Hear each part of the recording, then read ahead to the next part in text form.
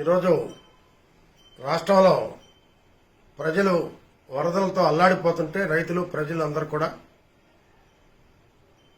పిల్లచేష్టాలు చేస్తున్న ముఖ్యమంత్రి జగన్మోహన్ రెడ్డి గారు మన కొడాలి నాని చిచిచి అతని కొడాలి నాని దానికన్నా ఒక పనికిమాలిన వెధవా అని పిలవటం చాలా బాగుంటుంది.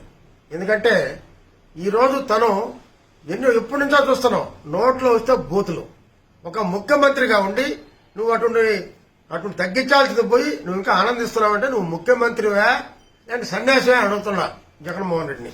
జగన్మోహన్ రెడ్డి గారు సరేలే, ఎందుకంటే నిన్న అసెంబ్లీలో ఒక ముఖ్యమంత్రిగా సాక్షాత్తు ముఖ్యమంత్రిగా వ్యవహరించాలి హుందాగా. అతను 1వ క్లాసు 2వ క్లాసు పిల్లల్లాగా ఇలా పెట్టేసి ఏళ్లు చిన్నప్పుడు పిల్లలు ఎక్కిరించుకుంటారు. ఆ టైప్ లో ఇలా చేయబెట్టి చంద్రబాబు ఎక్కిరించడం చూస్తుంటే ఇది పిల్ల చేస్తారా ముఖ్యమంత్రి, ఇది శాసనసభ లేదంటే చిన్నప్పుడు స్కూల్ అని అడుగుతున్నా. అటువంటి నాయకత్వంలో ఉండే మీరు ఇంకెంత పెద్ద ఎదవలు చెప్పేది కొడాలి నాని గారు. మిమ్మల్ని గారు అంటాం అంత కరెక్ట్ కాదేమో, కానీ మీ ప్రెస్ మీట్ లో చంద్రబాబుని ముసలక్క ముసలోడు వాడు వీడు గుడ్డలిప్పు కొడతాం, నీ మొఖానికి గుడ్డలిప్పే కొట్టే శక్తి ఉందని అడుగుతున్నా. నేను ఒకటే అడుగుతున్నా, నిన్ను గుంటనక్క నాని, నువ్వు చంద్రబాబు నాయుడు నాయకత్వం బాగలేదన్నప్పుడు 2004లో 2009లో ఆ నాయకత్వం ఎందుకు పోటీ చేశావు? సిగ్గు లేకుండా ఎందుకు చేశావు? 2012లో జగన్ ఆవా చూసి మళ్ళీ పార్టీ అది వస్తుందని కొంతమంది వెనక నిన్ను ఆ పార్టీలో పంపించిన సంగతి ప్రజలందరూ తెలుసు. పనికి మానే నాని మాకు తెలియకుండా పోలే నీ బుద్ధి. నువ్వు ఒక లారీ ఒక డ్రైవర్ గా పనిచేసే నువ్వు నిన్ను తీసుకొచ్చి నందమూరోళ్ళు ఆ రోజు నిన్ను చేస్తే ఎమ్మెల్యే చేస్తే చంద్రబాబు నాయకత్వంలో ఒక గుర్తింపుకి వస్తే ఈరోజు చంద్రబాబుని తిడతావా? నీ ఇష్టం వచ్చినట్టు తిడతావా? మేము చూస్తూ ఊరుకోవాలన్నా? ఈరోజు అదేమంటే మీ తెలుగుదేశంలో ఉంటారు, వాళ్ళకి చెప్పుకొని ఒకడు తెలుగుదేశంలో ఉండేది వాళ్ళ ఇల్లు కాదు, సింహాలు గుర్తుపెట్టుకో. ఈరోజు మీరు చేసే రౌడీజం, మీరు చేసే హరాస్మెంట్ కి ఇంతమంది జనం ఇంకా ఈ పార్టీ ఉన్నారంటే ఇది ఒక సింహాల పార్టీ. ఈ పార్టీని ఎవరైనా చేయలేరు. నీ బోటు సన్యాసులు, నీ బోటు ఎదవలు ఈ పార్టీని చేయలేరు నాని, గుర్తుపెట్టుకో. అదే రకంగా నువ్వు చెప్తున్నావు తెలుగుదేశం పార్టీ మునిగిపోయినావా? మేం కాదు, మొన్న వరదల్లో నీ పార్టీ కొట్టుకుపోయింది నాని, గుర్తుపెట్టుకో. మన వరదల్లో కొట్టుకుపోయింది, నీ పార్టీ లేదు. రాజ్యాంగంలో ఇంకా టైం ఉంది కాబట్టి మీరున్నారు. ఎందుకంటే మీ ముఖ్యమంత్రి వచ్చిన తర్వాత ఈ రాష్ట్రానికి దరిద్రం పట్టింది.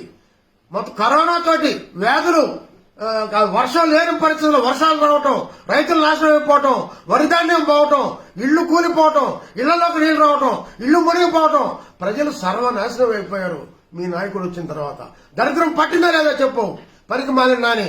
నువ్వు చేసే వ్యాఖ్యలు, నువ్వు చేసే మాటలు చూసి ప్రజలు చెల్లించుకున్నారు. నాకు ఈ భాష మాడాలంటే బాధగా ఉంది, కానీ నీకు సమాధానం చెప్పాలి. ఎందుకంటే ఎదవరికి అదే టైప్ లో సమాధానం చెప్పండి మీకు అర్థం కాదు. అందుకే చెబుతున్నా, ఇక్కడైనా నీ సొల్లు ఒకటి తగ్గించు. ఇప్పటికే నీకు మొత్తం గుడివాళ్ళ ఒక పేరుంది, ఎన్ని గంజాయి అమ్ముతున్నావని. మరి ఆ గంజాయి ఏమన్నా కొంచెం మింగొస్తున్నావో లేదంటే తాగి మారుతున్నావో నాకు అర్థం కావటం నీ భాష. నువ్వు ఒక అవినీతి పరుడు. నువ్వు అక్కడ పేదవాళ్ళకి 6 అంకాలు ఇచ్చే ప్లాట్లలో 35 లక్షలకి ఎకరా కొని 99 లక్షలు ప్రభుత్వాలు చెప్పావు. దాదాపు 200 కోట్ల రూపాయలు నువ్వు దిగమింగింది వాస్తవం కాదా? నువ్వు అవినీతి పరుడు కాదా? నువ్వా మా చంద్రబాబు విమర్శించేది? అదేమిటి చంద్రబాబుకు వయసు ఉంది, ముసలాడు. ఒరే నాని, నీకు బుద్ధి ఉంటే నేను చంద్రబాబు నాయుడు గారి అసెంబ్లీలో అట్ట కూర్చొని అట్ట లేచాడు. ఆయనలా కూర్చొని ఒకసారి లేరా నువ్వు?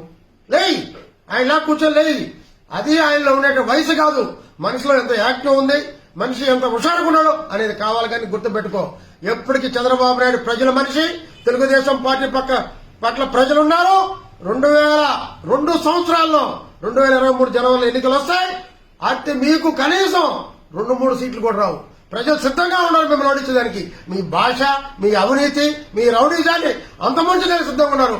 గుర్తుపెట్టుకో గుంటనక్క నాని, ఇంకా అనవసరంగా మాట్లాడితే బెంజీ సర్కిల్లో నిన్ను గుడ్డలిప్పి కొట్టాల్సి వస్తుందని కూడా హెచ్చరిస్తున్నాం.